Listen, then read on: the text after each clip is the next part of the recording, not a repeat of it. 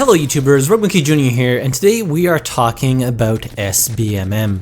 Obviously quite a hot topic since Respawn came out and said that SBMM has been in Apex Legends since the end of Season 2. People have voiced their opinions far and wide on Reddit, so much so that the mods resorted to making a mega thread where people can leave their thoughts.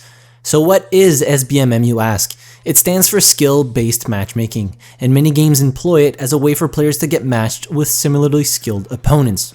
You can also think of it as a ranking system, but for unranked matches, if that makes sense.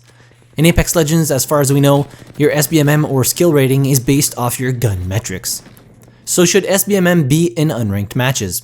Well, that's a pretty hard question to answer. Undoubtedly, SBMM helps reduce churn rate, or the rate at which new players close the game and never reopen it again, and that is surely the intent of the devs, to reduce churn rate and increase player retention, because if a player leaves and never comes back, that is one less customer who is willing to spend on microtransactions, right? Okay, so monetary argument aside, a lot of people say that SBMM will help players get better at the game, seeing as they will start out at the bottom of the ladder and gradually improve into the higher echelons of SBMM, and if you think about it, this does make sense. You get better at the game by practicing against similarly skilled opponents until you master each aspect such as movement, gunplay, etc. However, this can come at a cost, so let's run through those. I myself have noticed lately that I face off against players that seem to have a very poor connection to the server, most likely due to the fact that the matchmaking algorithm prioritizes putting you in a match with similarly skilled players instead of prioritizing connectivity in players who live closer to your area. For the most part, one would imagine that the player base of Apex Legends is large enough for this to not affect that many players. However, it does still affect players who find themselves in the top and bottom percentages of the ladder, as there are less players populating those skill ratings, especially during non-peak hours. SBMM is also making it much less enjoyable to play with friends who possibly aren't on your skill level.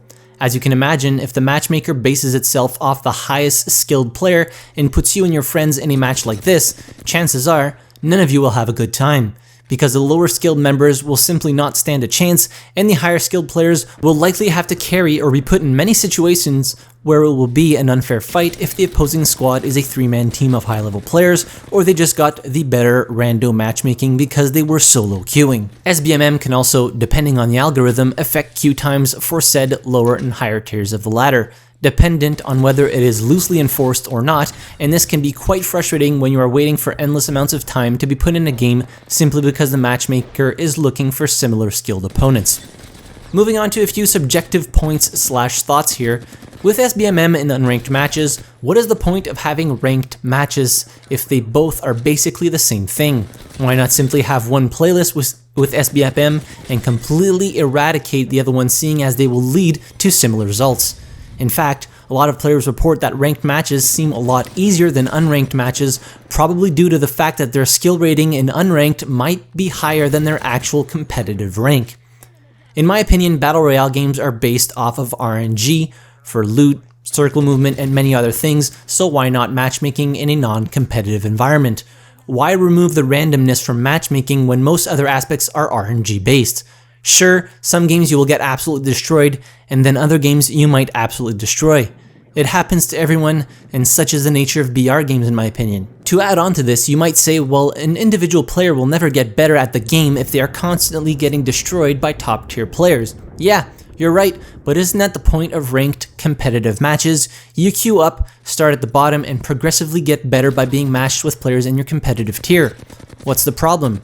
On top of that, if you're always playing against players that are the same skill level as you, how do you improve your skill if you're not learning anything from your mistakes? Or perhaps even seeing how higher level players implement, something like flanking or rotation, or knowing when to back out of a fight when you're outnumbered or outplayed. All these things you won't learn if you're constantly playing against players that are maybe bottom tier players or brand new to the game and don't understand all the mechanics.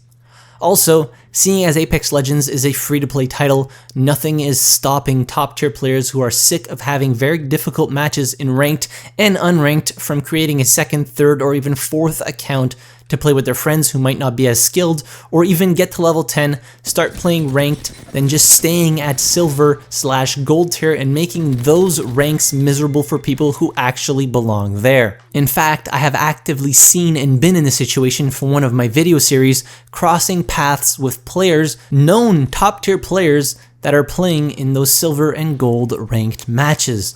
Trust me when I say that if there is a way to circumvent the SBMM problem, players will do it in order to get more enjoyment out of the game and not always have to try so hard.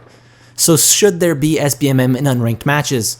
I believe that yes, there needs to be, but, and this is a very big but, it needs to be very loose and prioritize other things such as connection and overall team skill rating. I'm not an expert on this subject though, and I understand that fine-tuning an algorithm as new as Apex Legends skill-based matchmaking can and will take a while before it is in an acceptable state.